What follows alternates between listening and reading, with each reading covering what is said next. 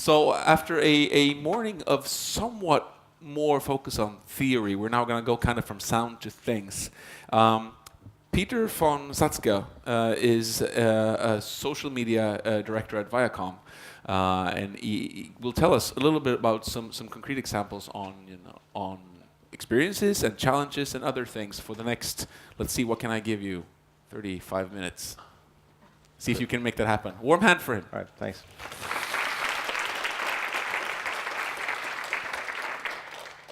All right, I saw in the description that it said that I'm going to talk about the music, and I'm not. As you all know, this doesn't stand for music anymore, doesn't it? I took away a few questions there, didn't I? We can talk about that. If I have time, I'd be happy to explain the music in MTV. It's still very strong. It's still there.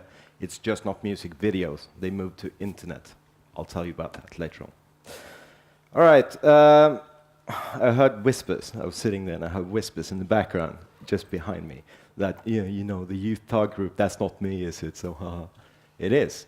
It will be in 2 years' time, because the way that youth communicate and take to themselves communication is very much what's going to happen for the entire population in 1-2 years, because they're early adapters. So, I always like to know who I'm listening to. I'm irritated sometimes when I sit where you sit and I listen to someone. Why? Who are you? So I'm not here just as a representative for Viacom and MTV. I'm talking about this from my total experience of communication. I actually started out as a communication officer in the Navy, handling secret communication between the government and the operational ships. And I was in the room sometimes where we were discussing on whether or not to fire a torpedo and killing several people in front of us in a submarine. Should we do it? Shouldn't we do it? And that sort of, I'm not going to tell you what the decision turned out to be, but it was really interesting, because sometimes when I find myself at one of the big European music award shows, and there are people shouting at you that you're going to get fired because you used the wrong shot of Katy Perry, or I usually think back on that decision and how calm those decisions were in real stress, in real life. And I learned a lot from that. Then I moved on. I was a consultant for quite some time, and I worked for Ryanair. And that taught me a lot, extreme provocative communication in a very, very specific ways. They did exactly all the things that your school books tell you that you should do. They did the opposite, and it worked much better. I'll tell you about that later on as well. And then I went to MTV Networks, and later on I worked for the liquor companies, lobbying for reduced alcohol tax on alcohol. That was tough. I worked for head of Comedy Central, TV channel that we launched. And then now I'm the PR director, actually, and social media is part of PR for Viacom, and mainly the youth and music channels. MTV is one of the main channels. But let's not talk about that. We touched on a few things before in the speakers, and they said that, you know, there are people in this room who knows what modern communication are, and there are people outside that doesn't know what modern communications are. I would say that many of the world's prominent PR people don't know what communication should be, because they still work in a very, very old-fashioned way about addressing media, and they still think it's about press releases, talking to the media, and having to do with journalists. That is not at all what it is. And I hate being on LinkedIn, because I see my LinkedIn profile, and it's so kind, because there are a lot of people I used to work with and everybody, and every day there's some new guy saying, like, I endorsed you for your skill in press releases. And I hate it. I don't want to be endorsed for press releases, because that's not what I do. That's something that we used to do a long, long time ago. But that's what people think about when they think about public relations. So I put this slide up just to have a focus there. It's about social media and it's everything. But it's not about the new communication techniques. It's about the story. If you're going to remember anything from what I'm saying, remember this. I mean, this is from the Bible, good and evil, dramaturgy at its best, and that's what we need to tell. You were talking about politics and how that works. I really do believe that it's the story we need to focus on, and if the story doesn't get you emotionally, it's a bad story. And it doesn't matter where you work. If you work at Höganäs, I was talking to some people at lunch, or if you work for MTV, you need to touch people emotionally with your story. If you can't do that, nobody's going to hear you. You can use as much Facebook and Twitter and whatever you want. It's not going to work.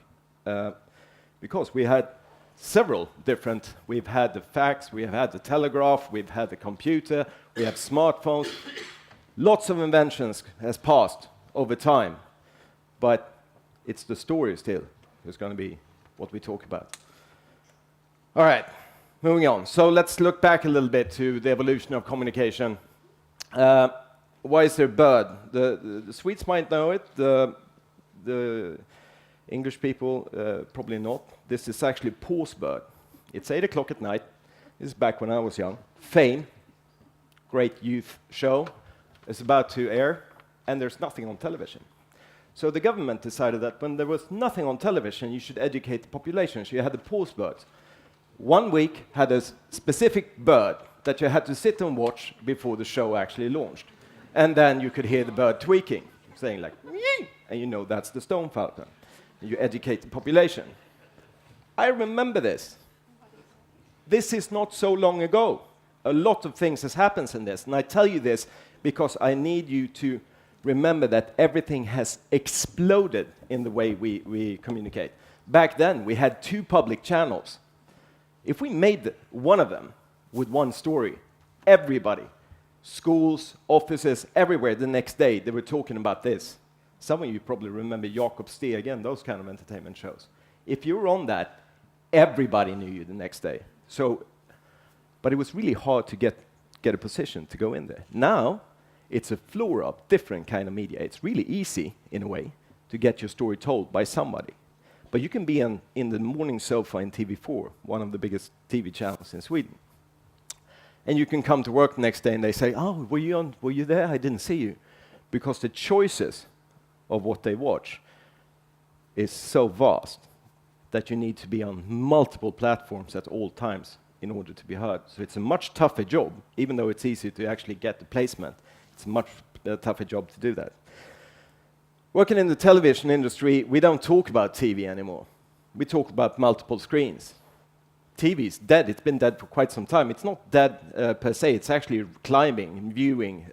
Normal TV is climbing. But the concept of television is changing so fast that you watch tablets, you use social media, and you watch television. And this is not the situation just for the youth. A lot of people might say it is, but it's not so. Everybody's starting doing it. And so we need to be on with a show like Jersey Shore, for instance. And while we air at Jersey Shore, we better be on Facebook and Twitter commenting on exactly what's happening and getting people engaged about what the show is about right now and what's going to happen. Maybe hint a little bit, yeah, we're going on the break now, but guess what? And that's where we need to be, because we know that our audience are on all these screens. The interactive communication is a fact, and in Sweden and in many countries, we have such a good network. My father-in-law is a farmer, and he sits on his big tractor with an iPad watching things while plowing the fields. It's not a joke. This is how it works. And you know, when that generation does, it's not about youth anymore. It's about new behaviors. And that's what we need to take into consideration. I'm going to mention one more thing, and that is the explosion of the online media is growing extremely rapidly. I'm going to say this several times because video is going to be dominant, not just for the advertisers, because that used to be the case, communicating. For everybody, how many of you works with PR? Several bunch. Okay. You will start working with media, with video. I'm sure of this. This is already happening. It's going to grow really fast. Then we have this, of course. That's a lot why we're here. Why should I call a reporter like I used to do to send them to the EMAs, to one of the biggest award shows? Because the 20-year-olds, they don't read the papers. They go into Facebook and they read a lot of blogs and they're online, but they don't read the papers in the same way that they used to. So blogging is huge. We're gonna hear from a blogger, and I'm so looking forward to that. Some bloggers in Sweden have 1 million readers a week. Totally outclasses the biggest media we have in Sweden. And that importance and that power that they sit on is absolutely fantastic. But it's tough to work with them. I'll get back to that as well. And Facebook, this differs. I promised myself one thing when I started taking over 14 countries in Europe, and that was that I wasn't going to become America, because America sometimes have one idea about how they communicate, and they spread it out and they say, everybody translate this release exactly the way it's written. It's 6 pages long, and please do it, all of you. And it doesn't work culturally. So what I'm doing instead is like, this is a story we want to tell. And I tell all the 14 countries, please come back to me. How do you want to tell it in your culture? So when I say that Facebook relevance is extremely high, that's true for Sweden. It's true for most countries as well, but there are alternatives, and we need to find those, and we need to allow each communication expert in their country to be the judge of what's going to work, what tool to use to tell your story. So there is a decline in traditional media. I was talking about that. I collected all these 14 countries, and we came to the conclusion that the daily traditional papers are declining rapidly, especially reporters. Even if the daily papers are still there, reporters are much fewer. Now, so what does that mean? That means that they're going to cover, an editor is going to tell you, you are going to have to cover 4 articles a day. 5 years ago, you could work for 1 week and have 1 story. Now you're going to have to do 4 articles a day. So if I want to send them to Hollywood or somewhere to cover something, the editor is going to come back to me and say, like, listen, if I'm going to sell Last to Hollywood, what is he going to get? I don't know, I'm probably going to get interviews with these people and so forth. Yeah, I can't spare him because that's going to take a long time, so I'm going to take the story from Reuters instead, or from TT, or from wherever it is. So what's happened is that the newswire has become extremely dominant. Everybody's picking a lot from them, and the stories are shorter. There's not as much thought through material in them. Easy to make mistakes, and pictures is going up. Hi, I mean, look at this. The front pages of all these media, this is Metro just, but you can go out and I promise you, on all the papers you see out here in the newsstands, it's going to be pictures, and it's going to be pictures of people. That's the story. We want to follow people, and pictures are going up high, and text is declining. And now we come to the video growth. The new media and internet and Facebook and everything has made video explode. In Norway, our neighboring country, VG used to be the biggest tabloid. It still is the biggest tabloid in Norway. But since everything went online, what they saw was that there was a decline in the sales of the traditional paper, and that cost about 15 kronor. So they lost a lot of money because the online viewer is only worth a fragment of that, maybe 10 öre, a fragment of 1 krona. So they have more eyeballs than ever, more readers than ever. That's exploded. It's tenfold, even more. But they are not making the money. So what do? They realize that we're not a paper anymore. We're not a tabloid. We're media. We reach much more people than the TV stations do. So they are now doing TV much more successfully than many of the TV channels used to do. They call me wanting to buy content, and they used to be paper, and that's how fast it's moving, and that's what the kids consume. This means that everybody is going to try to use this. I mean, Volvo is using it. The banks in Sweden are using it. PR companies are starting to, instead of sending out press releases, they're sending out video bites because they can tell the story exactly the way they want to tell it without any distortion. And we are starting to do it. We are starting to tell oral stories with small video clips. And I know great people, if you work for companies and you say, I should start doing that, talk to me. I'll give you a few really good contacts on how to do it. Now let's talk about the blogger and the influencers, because it's not just the bloggers that are becoming extremely powerful. I talked about Kinsey, it's the one in the middle here, and she has, I know her and we work a lot with her. She has 1 million sometimes a day, but mostly a week. But we also have comedians, and comedians is getting extremely powerful. I don't know if you've seen that on television and everything, but comedians are more profiled now than ever before. Why is that? And that is because it travels really well in social media. What you send to your friends is usually a fun clip or a fun statement or something like that. Oh, look at this. That is 90% of the traffic that goes around among you. And if you tie that into something you actually want to say, it becomes really powerful. Rob Delaney. Who knows Rob Delaney in this room? Oh, 1, 2, 3. Good. Rob Delaney is a comedian, and he earned a really big reputation in the election in the States because he was very much against Mitt Romney, personally. And every time Mitt Romney wrote something on Twitter, he replied on that in a very sarcastic way and made a huge comment. And that became so popular that many, many people started following Rob Delaney just to hear his. And everything that they wanted to go out with was ridiculed. And what stuck to people was the way it was being made fun of. So it never looked serious. It didn't matter what they said. It could have been really good, but since it was ridiculed, it lost all the effect. And that was a major reason to the loss of Mitt Romney. So comedians is something that we are using, not just for Comedy Central, but for all our brands to make communication within social media travel, and it works fantastically well. I'll give you a few examples. Now, I believe that in the flora of all this media that we have, you have to do communication that is unlike your competition. Because if you do something that is very much like the competition, sure, you're not going to get fired because everyone's going to say you took the safe road, that's, but you're not going to make the big bang. It doesn't have to be provocative like this picture, but you have to break the norms.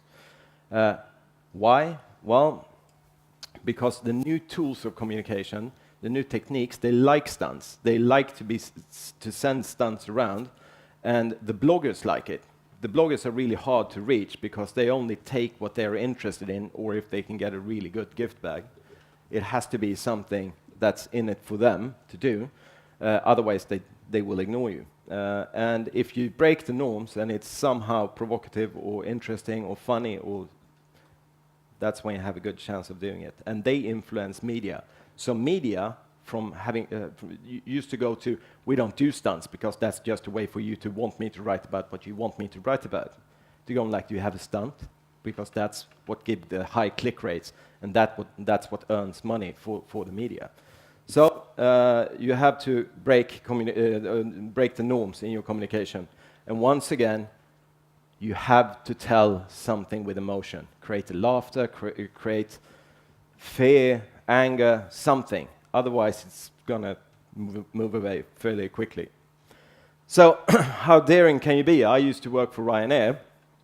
I know you can be very daring. I have a few examples from Ryanair.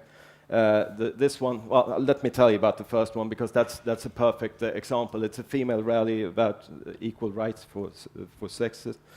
And it's in Hyde Park, I think, or Central Park, I can't remember. Sexism is a handicap. So. And in the back, there's a bald guy holding up a plaque that says, "Iron my shirt, bitch." Now, that's extremely bold and very, very stupid. But my point is, this image is traveling over internet like fire. Everybody is spreading it because it's funny. It may be stupid or anything, but that's no breaking communication. Now, he hasn't thought it through, because once he got that attention, he needs to tell a better story than that, because otherwise it's going to be killed. But the idea of doing it is still valid. Now, this is our former Prime Minister and Foreign Minister Leila Freivalds, Göran Persson, and as you know, there was a big tsunami, lots of Swedish people were king, it was a huge disaster, and they were home celebrating Christmas with the families, and they didn't respond. The only person who responded was actually the communication officer from one of the travel agencies, Fritidsresor, Lotte Knutsson. And she was dominating in all the media because she was there telling people what's going on, what are we doing, how are we handling the situation. But nobody heard from the government because they were sipping glögg at home. That's pretty bad. And the massive the massive critique that came upon them the next day was fierce. So I work at Ryanair at the time, and Ryanair says, like, we should put out a picture of them, putting out this ad in one paper saying, like, it's time to flee the country. Do you feel the pressure? But we can't do that. We can't use his picture. We need to have permission from them to use the picture. So we talked to the lawyers. How much is it going to cost us if we use the picture? Well, you know, it's probably. Do you think it's going to create a massive debate if we use the pictures? Yeah, probably. Well, then the fine is probably going to be worth it. So we place one ad, one paper, and boom. The next day, everybody's like, can I please, I have to write about what you did with this. Can I please have the ad? And I think we made 180 papers or something. And everybody was asking for the ad the next day. You gave them the ad, free advertising, bookings went through the roof. It was horrible. And then after a while, when the storm has laid down and everything, they come and they say, listen, you used a picture. That wasn't cool. You're going to be fined. Letter from lawyer. We take the letter from the lawyer, we copy it, we send it out to the press, say, look, they're trying to do this, we're not going to pay. Everybody runs the same ad one more time. Because of this, they're not going to pay. The bookings go through the roof. Would you read about that in your school books? I don't think so, but it worked. That's a provocative approach, of course. Another provocative approach is actually artists taking our stage of doing it. This was just a few weeks ago. How many know the Miley Cyrus debate that's going on right now? Yeah, pretty much everybody. Yeah. Miley Cyrus, she was talking about this just a few days ago, and she said it was very, very much planned. I believe her. Maybe it didn't come out the way she wanted to, but I believe it was planned. And her quote was, I'd rather be famous and people having to talk about my performance in 2 weeks than for 2 seconds. Can anybody in here mention that this was the MTV VMA? Any other performance that went on the MTV VMA? Yes, true, good. But that's one person. I saw a lot of people shaking their heads, but it didn't make the same impact. It's one of the most important stages to be on for musicians. But this made an impact, and everybody's talking about it. And guess what? Who's selling the most albums? Who's the most downloaded person right now? There's a reason why Madonna kissed Britney on stage a few years back. So people know how to use that value. We approached bloggers, and we talked to media, and we said, what do you know about Kesha? Because we were doing a show on her. And the only thing they knew was that she drank her own urine at one point, and they thought that was a bit funny. So we was like, okay, we're doing a new show. Why don't we send out urine samples with energy drink in it, but it's going to look like it's a real urine sample. And we send it out to everybody, and everybody, of course, thought it was really funny. And then we have another power of media these days, and that is Instagram and bloggers and everything. And instantly, we had everybody, including media, taking pictures of what they had received in the mail and putting it up there and writing about it. And quite frankly, would they have written about a new series about Kesha? I don't think so. Not if this would have happened. We're MTV, you know. I work for Höganäs, or I work for, I don't know, could I do this? Yes, you can. Ryanair's an airline. Well, you don't have to go to the extent they do, but you can tweak it and make it funny and make it interesting for today's bloggers and today's media to actually pay attention to what you're doing. Here are 2 examples. This is a German example. The Deutsche Olympische Sportbund, they're talking about the importance of people actually taking care of their bodies, and if you don't move, you get fat. And if you see this statue somewhere around, you will take a picture and you will post it on Instagram, and everybody, with the combined power of everybody sitting in this room, that will have an effect. And there's a recruitment company, I think it's actually, it's in Germany, but I think it's an American recruitment company who hung this over a street and got loads of Instagram pictures of that, and it says there are better ways to make a career, and they got their name out. Durex have done these sort of things. And we have, this was actually this summer, a comedian called Kurt Braunohler. He wasn't famous at all. He hired a skywriter to do this over LA, and from being, not too booked, he was fully booked for the rest of that summer in comedian clubs. So he made a name by coming up with this. And this is going to have an effect because everybody has a camera on them now. Everybody. And everybody will take a picture. So that's fairly easy. I want to start with the dentist. This is a local dentist. Doesn't cost anything to make that. It's just creativity and a good way of thinking. And I believe this is UNICEF. And having that in your shopping cart, again, emotion. When you look down and you place your food in that cart, if you're not touched by that, there's something wrong with you. And if it says that you can donate here and you can do that, it will have an effect. And I think that this is extremely smart. Extremely smart. This responsible drinking, the only bad thing with this is that it's a woman in a men's toilet. But it's still good. But they should have thought about that a little bit.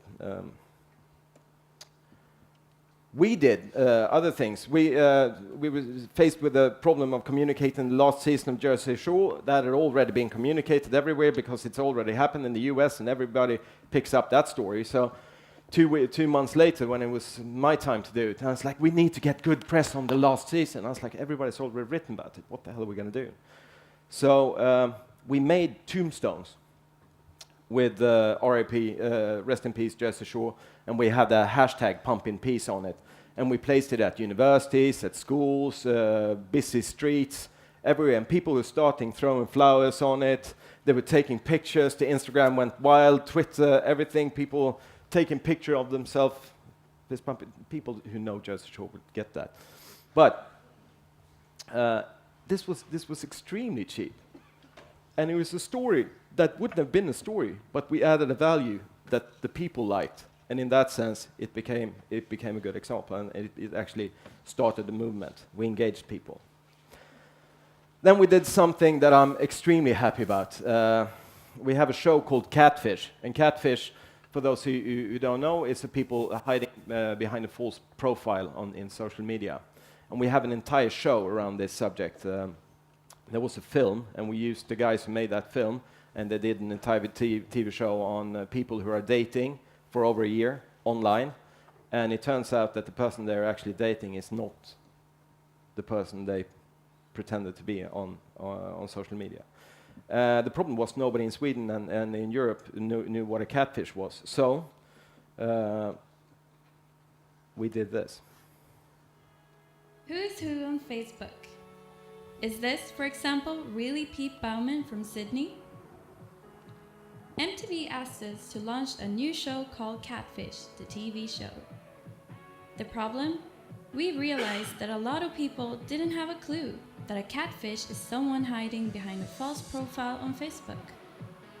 To explain the term and raise interest for the TV show, we decided to create our own catfish, and it had to be one attracting a lot of attention. May we present our catfish?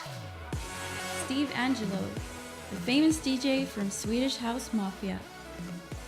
We tucked Steve away behind a Facebook profile somewhere in the world. To participate, we had users answer questions about the TV show, and when they got things right, we gave them clues to find our catfish. Then we challenged people to use Facebook to find him, and the winner got to meet up with him live at his Miami gig. In return, we got people's full time and commitment. The campaign spread to 124 countries. The media reach was 87 million, and 97% of all articles and blog posts explain what a catfish is. Catch Steve Angelo was the first major campaign to use Facebook's new graph search, and this was buzzed about by tech reporters from some of the largest tech blogs around. We reached 8 million people through Twitter alone. But what's even more important is that we explained the catfish term and created the world's biggest game of hide and seek along the way. Yeah. We're supposed to do that just for 3 countries because I don't represent the US and the UK and everything, but naturally it spread, as you saw, with 87 million. So the US were on the phone the next day and going like, what the hell are you doing, Peter? Everybody's calling me. But it was a happy success because, well, it worked extremely well, as you saw.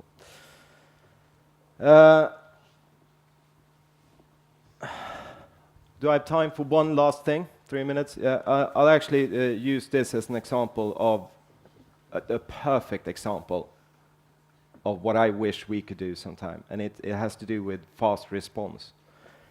Organizations, as you know, many of you are in the middle of them, especially big organizations like the one I'm in, has a very, very long response time, because I can't make sometimes a decision instantly. I have to go up, and I have to go up, and we have to, well, and finally everybody says, let's do it, especially if it's risky, like the things I'm showing you. But there's a company called Bodyform, and it's sanitary products for women. And they had an incident. How many have seen this video? Oh, there's a lot of them. Maybe we shouldn't show it then. But for you who haven't seen it, because it was probably 50% that hadn't seen it, just to give you the background, this guy called Richard, and he thinks he's going to be funny, so he writes on their Facebook saying, listen, I've always watched your commercials, and they're women running on the beach, and they're happy and everything, and I haven't had a girlfriend. Now I have a girlfriend, and she has a period, and I was so anticipating this. And all of a sudden, it's not at all what you said it would be. It's actually very horrible. And he thought it was funny writing that. And what they did was, within a week, I think it was, they had a response. And they make a video, again, video, fast traveling, and that video looked like this. Hello, Richard. I'm Caroline Williams, the CEO of Bodyform. We read your Facebook post with interest, but also a sense of foreboding, and I think it's time we came clean. We lied to you, Richard, and I want to say sorry. Sorry. What you've seen in our advertisements so far isn't a factual representation of events. You're right. The flagrant use of visualizations such as skydiving, rollerblading and mountain biking, you forgot horse riding, Richard, are actually metaphors. They're not real. I'm sorry to be the one to tell you this, but there's no such thing as a happy period. The reality is, some people simply can't handle the truth. In the past, we've tried to be more honest in our approach. In the 1980s, we ran a series of focus groups to help us gauge the public's reaction to periods. The cramps, the mood swings, the insatiable hunger. And yes, Richard, the blood coursing from our uteri like a crimson landslide. So, we knew we'd have to change our strategy. And so, from that day to this, we have managed to maintain this illusion. But you, Richard, have torn down that veil and exposed this myth, thereby exposing every man to a reality we hoped they would never have to face. You did that, Richard. You. Well done. I just hope you can find it in your heart to forgive us. Oh, sorry, Richard. You did know that we do that too, didn't you? Video, comedy, and a fast response. It's perfect. I applaud Bodyform for doing that. And I have many more examples about using bloggers and video. This is one blogger that we used, and just his Instagram and his posts just created a mass drive to our online segment and everything. But I'm concerned with time, so I'm going to end it there. Thank you.